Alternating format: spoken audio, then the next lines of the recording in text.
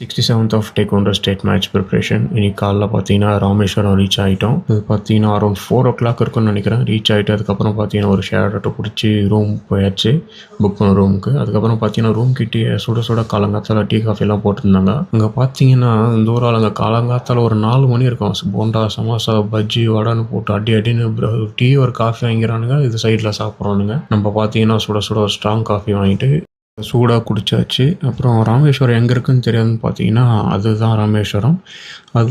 இது தனுஷ்கோடி. அந்த photo click பண்ணிங்கன்னா இந்த வியூ தான் வரும், இந்த பில்லர் தான் வரும்.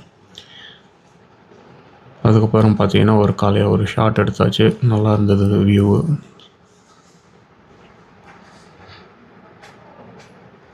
அதுக்கப்புறம் பார்த்தீங்கன்னா ஸ்லோவாக இந்த ப்ராசஸ்லாம் எப்படி சொல்கிறது என்ன பண்ணோம், அஸ்தி கரைக்கிற ப்ராசஸ்லாம் முடிச்சாச்சு. எல்லாம் ப்ரேயர்லாம் பண்ணி முடிச்சுட்டு அதுக்கப்புறம் பார்த்தீங்கன்னா சும்மா ஒரு 4 ஃபோட்டோ எடுத்துகிட்டு இது பார்த்தீங்கன்னா அதுக்கப்புறம் தனுஷ்கோடியிலேருந்து ரிட்டன் வந்துட்டு அதுக்கப்புறமா தான் பிரேக்ஃபாஸ்ட் சாப்பிட்டோம்.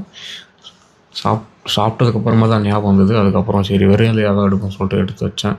அதுக்கப்புறம் ரூமில் பார்த்தீங்கன்னா நல்ல இருட்டு. கொஞ்ச நேரம் ஒரு 2 மணி நேரம் நானும் என் தம்பியும் தூங்கிட்டோம். அவன் தான் என் தம்பி, சித்தப்பா பையன். அதுக்கப்புறம் பார்த்தீங்கன்னா ஒரு நாட்டுக்கோழி சிக்கன் பிரியாணியை சாப்பிட்டோம். ஃபேமிலி மற்றவங்களாம் பார்த்தீங்கன்னா வேறு ஏதோ கோயிலுக்கு போயிருந்தாங்க. எனக்கு ஒரு மீட்டிங் இருந்தது, அதனால் நான் ரூம்லேயே இருந்துட்டேன். இவனுக்கு உடம்பு சரியில்லை.